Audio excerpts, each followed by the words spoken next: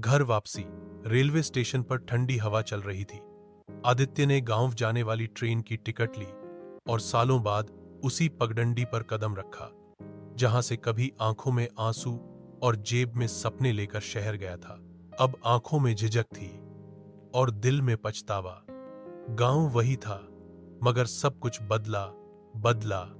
मिट्टी की वही खुशबू, पेड़ वही, रास्ते वही, मगर रिश्तों की गर्मी कहीं खो चुकी थी। सबसे पहले उसने रामलाल काका को देखा, जो अब और भी बूढ़े हो चुके थे।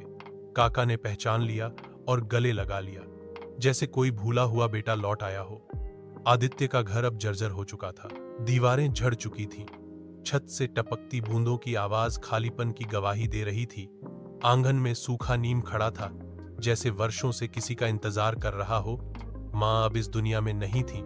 आदित्य को याद आया, जब मां की मृत्यु हुई थी तब वह शहर में किसी बड़े प्रोजेक्ट में व्यस्त था और आने का समय नहीं निकाल पाया। उसे तब यही लगा था कि अभी तो बहुत समय है, मां तो यही है, मगर समय कब इंतजार करता है। अलमारी में एक चिट्ठी रखी थी, जिसे मां ने शायद मरने से पहले लिखा था। उस पर लिखा था कि बेटा जब लौटे तो बुरा मत मानना, मैंने तुझसे कुछ नहीं मांगा, बस तेरा चेहरा आखिरी बार देखना चाहा था। तू बड़ा बन, मगर इतना भी बड़ा मत बन जाना कि तुझे अपना गांव छोटा लगने लगे। चिट्ठी पढ़कर आदित्य की आंखों से आंसू गिरने लगे। वर्षों से जमा हुआ बोझ बहने लगा। पहली बार उसने खुद से नजरें चुराई।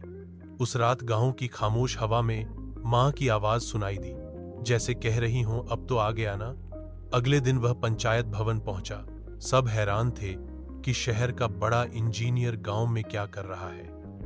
आदित्य ने घोषणा की कि वह गांव में डिजिटल लाइब्रेरी बनवाएगा, बच्चों के लिए कंप्यूटर सेंटर खोलेगा और खेतों के लिए आधुनिक सिंचाई प्रणाली लाएगा। शुरू में किसी को विश्वास नहीं हुआ, मगर उसने धीरे धीरे सब शुरू कर दिया। 3 महीने में गांव का चेहरा बदलने लगा। स्कूल के पास एक नया कमरा बना, जिस पर बोर्ड लगा था, श्रीमती सुशीला देवी डिजिटल लाइब्रेरी।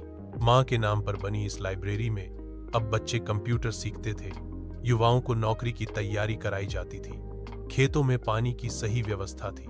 गांव में एक नई ऊर्जा आ गई थी। एक दिन रामलाल काका ने पूछा कि तू शहर कब जाएगा।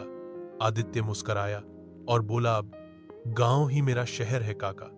शायद यही होती है असली घर वापसी, जब हम सिर्फ ईंट पत्थर के घर में नहीं, बल्कि अपने भीतर लौटते हैं, जहां मां की स्मृति, बचपन की खुशबू और अपनों की आंखों की चमक होती है। आदित्य अब फिर से वही छोटू बन चुका था, जो कभी इस मिट्टी से उखड़ गया था, मगर अब जड़ से जुड़ गया था।